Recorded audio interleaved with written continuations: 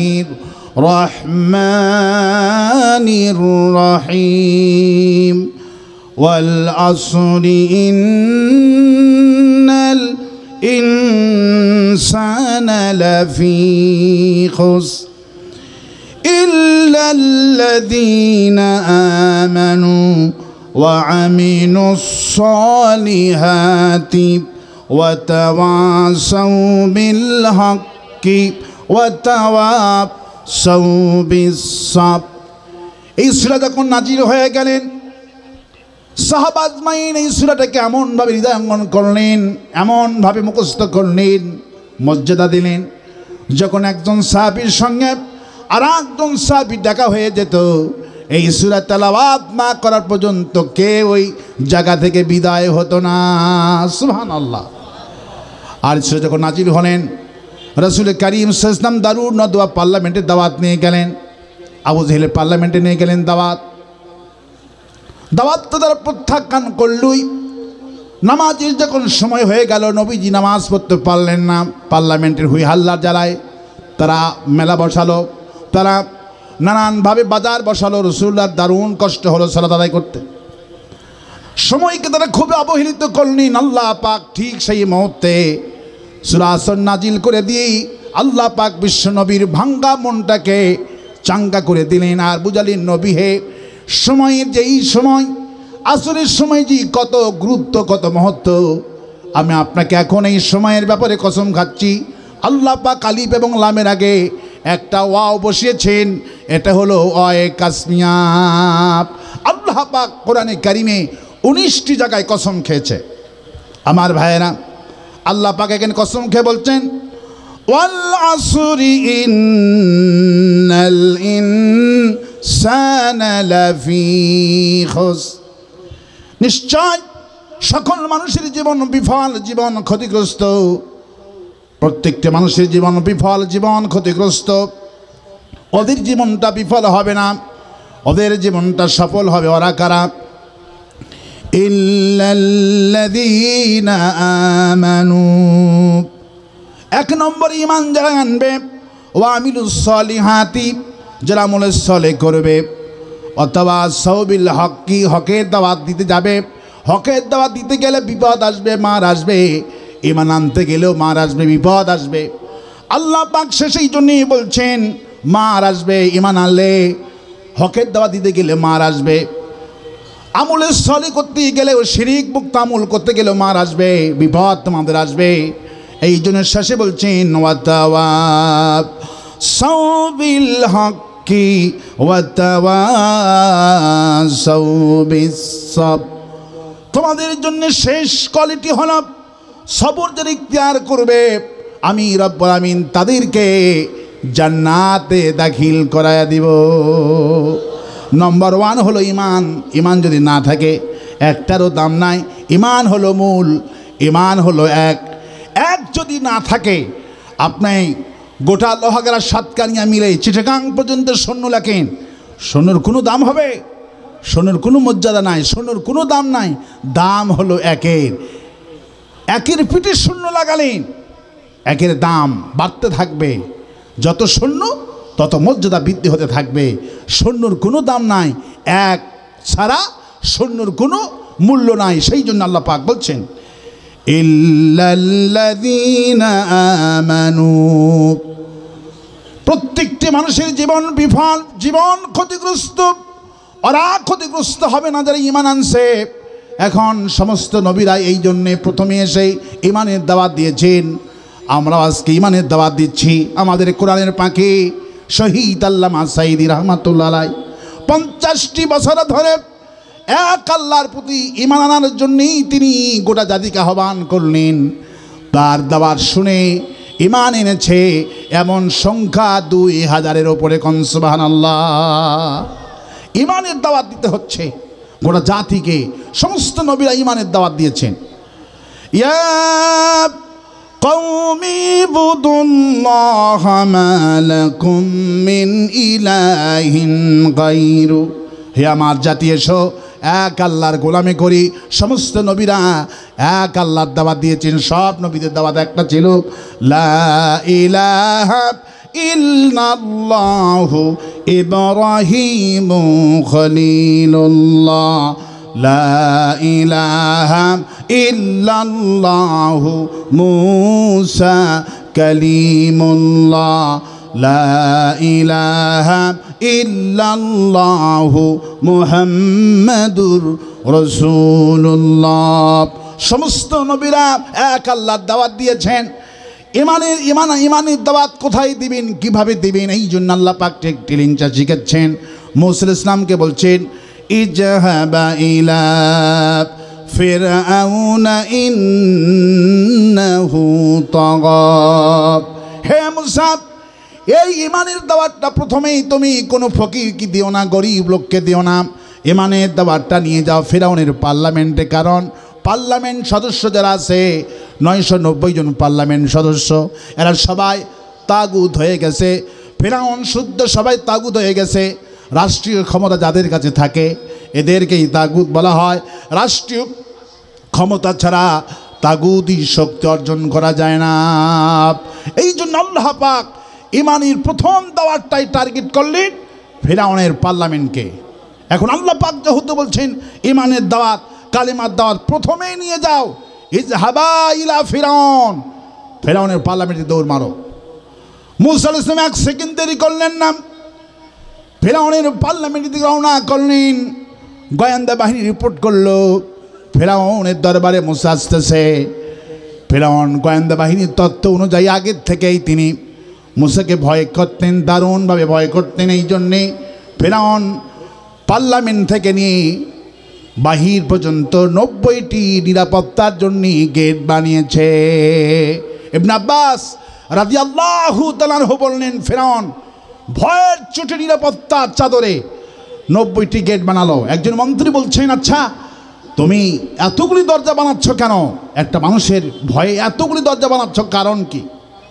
ফিরআউন বলল, কারণ হলো এই মুসা আলাইহিস সালামের বয়স যখন 2.5 দিন ছিল, আমার স্ত্রী আসিয়া তারে কোলে করে নিল, আদর করলো। আমি যখন তার আদর করতে গেলাম, আমি যখন তারে কোলে নিলাম, 2.5 দিনের মুসা আলাইহিস সালাম আমার গালে একটা থাপ্পড় মেরে দিল।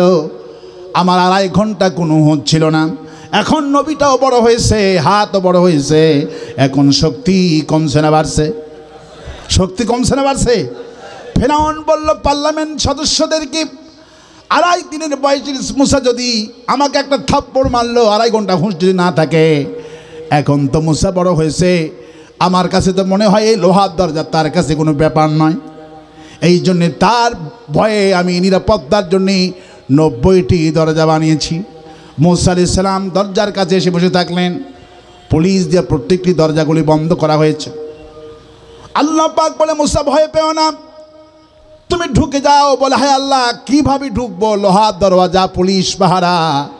আল্লাহ পাক বলে, মুসারে ভয় পেও না। ওয়ামা তিলকা বিয়ামিনিকা ইয়া মুসা, মুসা ভয় পেও না, তোমার যে লাঠি আছে লাঠিটুকুন দিয়ে আঘাত করো। মুসা আলাইহিস সালাম লাঠি দিয়ে আঘাত করলেন। আল্লাহ রাব্বুল আমিন আপন কুদরত দিয়ে একটা নয়, দুইটা নয়, 90টি লোহার দরজা সবগুলিকে আল্লাহ পাক খুলে দিয়ে দিলে। মুসা আলাইহিস সালাম পার্লামেন্টে প্রবেশ করছেন। পুলিশগুলি যারা পাহারায় নিযুক্ত ছিল একে অপরের দিকে তাকায়। জালেমদের পুলিশ দেখে মুসারটা মেজাজটা খারাপ হয়ে গেছে। যেমন হাসিনার আমলে যতগুলি পুলিশ ছিল সবগুলি দেখে আমাদের মেজাজটা খারাপ ছিল। আওয়ামী লীগের সময় পুলিশ মরলে এই জাতির বড় আনন্দ ছিল, ঠিক কিনা বলে? পুলিশ মরলেই আনন্দ, কারণ পুলিশ, জালেমের পুলিশগুলিও দেখলে মেজাজ খারাপ হয়ে যায়। মুসা আলাইহিস সালাম যখন যাচ্ছেন পুলিশগুলি কানাকানি করছে, আচ্ছা এই মানুষ নাকি হাতে একটা লাঠি, আর এই সবগুলি দরজা একটা বাড়ি দিয়ে সব চুরমার করে দিল, মানুষ নাই অন্য কিছু। পুলিশ যখন কানাকানি করছে মুসা আলাইহিস সালাম মেজাজ কিছু খারাপ হয়ে আব্বাস রাদিয়াল্লাহু বললেন, অমনি আল্লাহ পাক তাকে আর একটা মর্যাদা দান করলেন। মাথা দিয়া ভাটা চুল্লি দিয়ে যেভাবে ধোঁয়া ওড়ে, মুসা আলাইহিস সালামের রাগের চোটে তেমন মাথা দিয়ে, জীবন্ত মানুষের মাথা দিয়ে ধোঁয়া ওড়া শুরু করে। আল্লাহু আকবার বলে পুলিশগুলি ভয় পেয়ে গেলেন। পুলিশগুলি চুপ হয়ে গেলেন, আর কথা বলতে পারলেন না। চলে গেলেন পার্লামেন্টে। মুসা আলাইহিস সালাম একাই চলে গেলেন পার্লামেন্টে। 990 জন পার্লামেন্ট সদস্য জমজমাট, সবাই বসে বসে মিটিং করছে। আর মুসা আলাইহিস সালাম অমনি পার্লামেন্টে গিয়ে জোরে জোরে একটা তাকবীর দিলেন, চিৎকার মেরে বললেন, লা ইলাহা ইল্লাল্লাহু মুসা কালিমুল্লাহ। সমস্ত পার্লামেন্ট সদস্য মুসা ইসলামের এই স্লোগান শুনে, এই কালেমার বিপ্লবী কালেমার আওয়াজ শুনে সবাই কান খাড়া করেছে, মুসার দিকে তাকাইছে। ফেরাউন ভয় পেয়ে গেছেন। ফেরাউন ভয়ের চোটে বলছেন, ফামা রব্বুকুম। ফেরাউন বলছেন, তুমি কে? ফামার রব্বুকুমুল আলা, তোমার রবকে? তাহলে তোমার রবকে? মুসা বলছেন, রব্বুনাল্লাযী আ'তা কুল্লা শাইইন খালকাহু সুম্মা হাদা। আমার রব হলো তিনি, যিনি সবগুলি বানিয়েছেন, সবগুলি সৃষ্টি করেছেন, আকার আকৃতি মায়ের পেটে সৃষ্টি করেছেন, তোমাকে সৃষ্টি করে আমাকে সৃষ্টি করেছেন, রব হলেন তিনি। ফেরাউন তো পাগলের মতো হয়ে গেল। ফেরাউন বলে, বুঝতে পেরেছি এইগুলি মানুষ না, এই হলো বড় জাদুঘর। ফেরাউন বলছেন, আচ্ছা তুমি যদি নবী হও, তোমার কাছে মজেদা কি বলো? আল্লাহ পাক সঙ্গে সঙ্গে বলে, মুসা রে, তোমার মজেদা দেখতে চাই। আমার তিলকা বিয়ামিনিকা ইয়া মুসা। মুসা সালাম লাঠি ফেলে দিলেন। 990 জন পার্লামেন্টের সামনে লাঠিটা ফেলাইয়া দিলেন। যখন ফেলে দিলেন, হিয়া হাইয়াতুন তাসা, অমনি 50 গজ লম্বা সাপ হয়ে গেল। আল্লাহ পাক বলছেন, আমি এইভাবে করে ইমানের দাওয়াত প্রত্যেকই নবীকে দান করেছি, সমস্ত নবীরা ইমানের দাওয়াত দিয়েছেন। আমার ভাইরা, এই জন্য আল্লাহ পাক এখানে কসম খাচ্ছেন, ওয়াল আসরি ইন্নাল ইনসানা লাফি খুসর। প্রত্যেকটি মানুষের জীবন বিফল, জীবন ক্ষতিগ্রস্ত। ওদের জীবনটা বিফল হবে না, ওরা হবে সফল ব্যক্তি। যারা ইমান আনছে আমার প্রতি, ইমান টানলেই জীবন সফল হয়ে যাবে। ইমান আনবি কীভাবে? শুধু আল্লাহর প্রতি ইমান আনলে হবে না। আল্লাহ পাকের রাসূলকে যখন ইমানের দাওয়াত দিলেন, লোকেরা ইমান গ্রহণ করলেন। মক্কার লোকেরা বললেন, লা ইলাহা ইল্লাল্লাহ।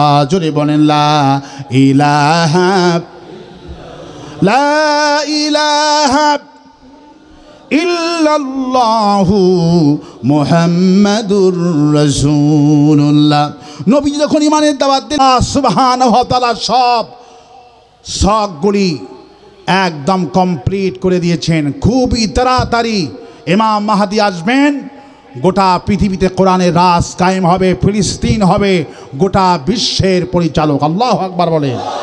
রাসূল করিম সাল্লাল্লাহু আলাইহি ওয়াসাল্লাম বলছেন, আমার যদি আল জাহিদুল মুশরিকিনা বিআমওয়ালিকুম ওয়া আনফুসিকুম ওয়া আলসিনাতিকুম, সেই হিন্দুস্তানের মুশরিকদের বিরুদ্ধে, ভারতের বিরুদ্ধে জান দিয়ে, মাল দিয়ে, ওয়া আলসিনাতিকুম, জবান দিয়ে জিহাদ করতে হবে। হিন্দুস্তানের বিরুদ্ধে জান তো দিবেন, মাল তো দিবেন, এই জবান দিয়ে হিন্দুস্তানের বিরুদ্ধে জিহাদে ঝাঁপিয়ে পড়তে হবে।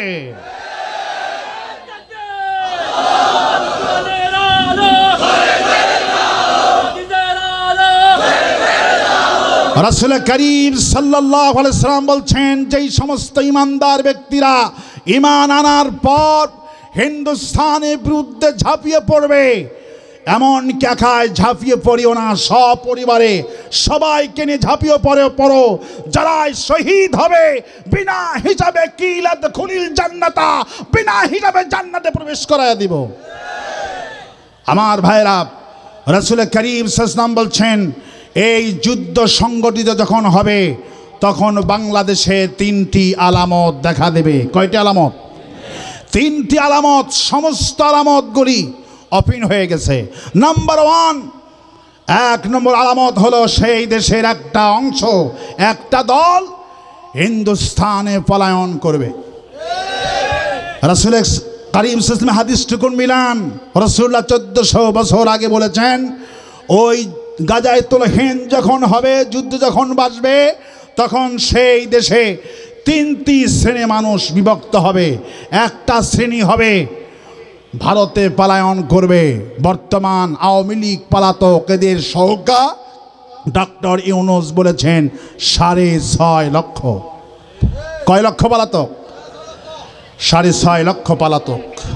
আর আমাদের কোরআনের পাখি শহীদ আল্লামা দিলওয়ার হোসেন সাইদি চট্টগ্রাম তাফসীর মাহফিলে আজ থেকে 20 বছর আগে বলেছিলেন, বেশি লাফালাফি করবেন না, আমরা শুধু আস্তে করে গোড়া ধরে ঝাঁকু দিব, মামু বাড়ি দিল্লিয়ে পড়বেন। কিন্তু আল্লাহ পাকের ওলির কথা ঠিকই, উনি দেখতে পারলেন না, আল্লাহ যেন ওনাকে দেখান, বলি আমিন। আল্লাহ পাক যেন ওকে জান্নাতে জানিয়ে দেন, বলি আমিন। আল্লাহর ওলির কথা সমস্ত অক্ষর অক্ষরে পালন হয়েছে। উনি 5 তারিখে ঠিকই দিল্লি গিয়ে পড়ছে। আল্লামা সাইদি লন্ডনের কথা বলতে পারতেন, আমেরিকার কথা বলতে পারতেন, চীনের কথা বলতে পারতেন না? কিন্তু উনি চীন, আমেরিকা, লন্ডনের কথা না বলে দিল্লির কথা কেন বলেছেন? আল্লামা সাইদির বিশ্বাস ছিল, হাদিস পড়ে তিনি জানিয়েছিলেন যে হাসিনার সঙ্গে ভারতের যে সুসম্পর্ক রয়েছে, যেখানকার মাল শেষ পর্যায়ে সেখানেই যাবে। ঠিক কিনা বলেন? 2 নম্বর রসুলের ভবিষ্যৎবাণী, রসুলের আলামত যে বলেছিলেন, 2 নম্বর আলামত হলো আরেকটা দল থাকবে, সেই দল ক্ষমতায় যাওয়ার জন্য ভারতের সুরে কথা বলবে। মিলান, সেই দলও আছে না নাই? ভারতের সুরে কথা বলছে কিনা? আর একটা দল থাকবে ওলামাদের দল, সেই দল জীবনে ঐক্যমত হয়নি। সেই যুদ্ধ সংগঠিত হওয়ার আগেই সমস্ত ওলামারা একমত হয়ে এক কাতারে শামিল হয়ে যাবে। বর্তমান আমিরে জামাত ডক্টর শফিকুর রহমান চরমনায়ের বাড়িতে গেছিলেন, পীর সাহেবের বাড়িতে গেছিলেন চরমনায়। চরমনায়ের পীর বলেছেন, আমরা বুকে বুক মিলাইছি, ঐক্য আমাদের অটল, আগামী নির্বাচন ইসলামী দলগুলি ঐক্যমত হয়ে নির্বাচন করবে। কয়েকদিন আগে বাংলা ভিশন সাংবাদিক মামুনুল হককে জিজ্ঞেস করেছেন, আচ্ছা আমরা শুনতে পারলাম জামাত ইসলামীর সঙ্গে নাকি ঐক্যমত হয়েছেন, আপনারা ঐক্য করেছেন? মামুনুল হক বলেছেন, হ্যাঁ ঐক্য আমরা করেছি। কেন করেছেন? মামুনুল হক বলছেন আমরা কেন করেছি? এই জন্য করেছি, হাতের 5টা আঙ্গুল 5 রকমের সারাটা দিন কাজ করে, কিন্তু যখন খাওয়ার সময় যখন আসে কেউ ফতুয়াবাজি করে না। ফতুয়াবাজি করে? হাতের আঙ্গুলগুলি বলে, ভাই ফতুয়া পরে কর, আগে খাইয়া লই। ঠিক কিনা? সমস্ত হাতের আঙ্গুলগুলি ঐক্যবদ্ধ হয়ে হাতের আঙ্গুলগুলি ঐক্যমত পোষণ করে, যেমন খায়, গাছ মারে, লোকমা তুলে খায়। মামুনুল হক বলেছেন, চরমনাই জামাত, হেফাজত, শর্ষিনা, ফুরফুরা সব আমরা ইসলামপন্থী 5টা ভাই বিচ্ছিন্ন ছিলাম, ঐক্যমত হয়েছি এই দেশের ভারতপন্থীদেরকে খাওয়ার জন্যে।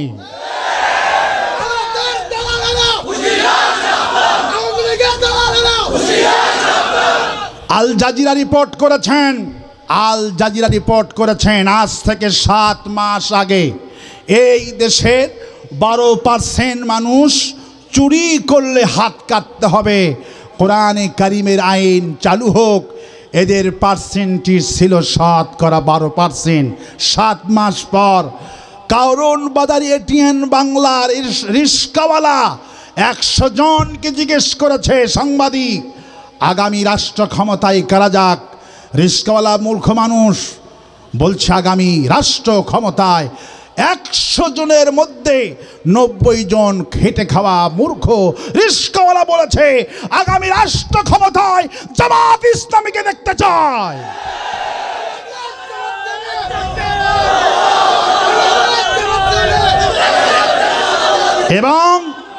এবং ওরা একটা গড় এবং শতকরা বর্তমান বাংলাদেশে 62% মানুষ আল্লাহর কোরআন দিয়ে শাসিত হোক এটা চায়। আল্লাহু আকবার বলেন। নির্বাচন যত দেরিতে হবে পার্সেন্টেজ তত বৃদ্ধি হবে। ঠিক কিনা বলেন? আমাদের বিচার করছে, আমাদের ইমানদারদের বিচার করছে, 50 বছর পরে আমাদের অ্যাডভোকেট তাজুল ইসলাম, ওনার বাড়ি হলো জামালপুর, আমাকে মাহফিলের জন্য ফোন দিয়েছিল। অনেক কথা হলো। অ্যাডভোকেট তাজুল ইসলাম বলেছেন, গোলাম আজম ভাই, মিথ্যা সাক্ষীর ভিত্তিতে আমার সাইদি, আমার নিজামী, আমার কামরুজ্জামানদেরকে ফাঁসি দিয়েছে, আর সত্য সাক্ষ্যর ভিত্তিতে যদি রায় হয় হাসিনার 1000 বার ফাঁসি হবে। সুতরাং সুতরাং সুতরাং আগামীর বিশ্ব হবে ইমানদারদের বিশ্ব। আল্লাহু আকবার বলে। আগামীর বাংলাদেশ হবে ইমানদারদের বাংলাদেশ। সুতরাং ইল্লাল্লাযিনা আমানু, ইমান আনো আল্লাহর প্রতি। কার প্রতি ইমান আনতে হবে? আমরা ইমান আনছি আল্লাহর প্রতি, আর আওয়ামী লীগদের ইমান ছিল ভারতের প্রতি। ঠিক কিনা বলে? ওরা ভারতের প্রতি ইমান আনছে, ভারতকে ডাকছে। আমরা ডাকছি কাকে? 16 কোটি মুসলমান, 16টা বছর ধরে 18 কোটি মুসলমান কাকে ডেকেছি? বিপদে যখন এই নবীরা পড়েছেন কাকে ডেকেছেন? বিপদে যখন আমরা পড়ব কাকে ডাকবো? জয় বাংলা বলবো না, কাকে ডাক মারব? আল্লাহ পাককে আমরা ডাকবো। বাঘের শক্তি বেশি না ছাগলের শক্তি বেশি? কার শক্তি বেশি? বাঘের শক্তি বেশি। কিন্তু বাঘের শক্তি হওয়া সত্ত্বেও বাঘকে প্রকাশ্যে দেখতে পারে, বাঘ গোপনে থাকে। কিন্তু ছাগলের শক্তি কম, সিনা টান করে প্রকাশ্যে ময়দানে ঘাস খায়। ঠিক কিনা বলে? ছাগল মনে মনে ভাবে আমার শক্তি কম, আমার বুদ্ধি কম, আমার সব কিছু কম, কিন্তু কিন্তু আমাকে যখন আক্রমণ করবে, আমাকে যখন আক্রমণ করবে, বাঘ করুক আর শিয়ালে করুক আর কুকুরে করুক, যাই করুক না কেন, আমি শুধু আমার গলার সমস্ত আওয়াজ দিয়ে একটা ডাক দেবো, মেয়ে। কে আওয়াজ দেব? আমি যখন মেয়ে আওয়াজ দেব, আমার মালিকের কানে যখন আমার গলা আওয়াজটা চলে যাবে, মালিক 1 সেকেন্ড দেরি করতে পারবে না। মালিক যখন এসে দেখবে আমার আদরের ছাগলটারে বাঘে ধরেছে, শিয়ালে ধরেছে, মালিকের কাছে যা আছে মালিক তাই নিয়ে ছাগলের পক্ষে যাবে। আমরা আজকে ছাগলের কায়দাই বলতে চাই, ও আমেরিকা ও ভারত, তোমাদের দেশটা বড় বলে, তোমাদের সৈন্য বেশি বলে, পারমাণবিক বোমা আছে বলে আমাদেরকে শক্তিহীন মনে করে আমাদেরকে অবহেলা করো না। আমরাও জানি আমাদের শক্তি কম, আমাদের বুদ্ধি কম, আমাদের মেধা কম। পারমাণবিক বোমা নাই, সৈন্য নাই, সব কিছু মিসাইল নাই, আমাদের সব কিছু কম আছে। কিন্তু যখন আমাদের গায়ে হাত দিবা, আমরা তখন আমাদের মালিক রে ডাক মারব।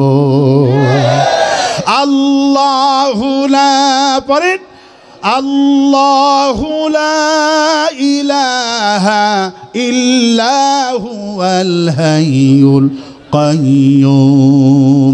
ঈমান আনছি যার প্রতি, সাহায্য চাবো তার প্রতি। আওয়ামী লীগ ঈমান আনছে যার প্রতি, সাহায্য চায় তার প্রতি।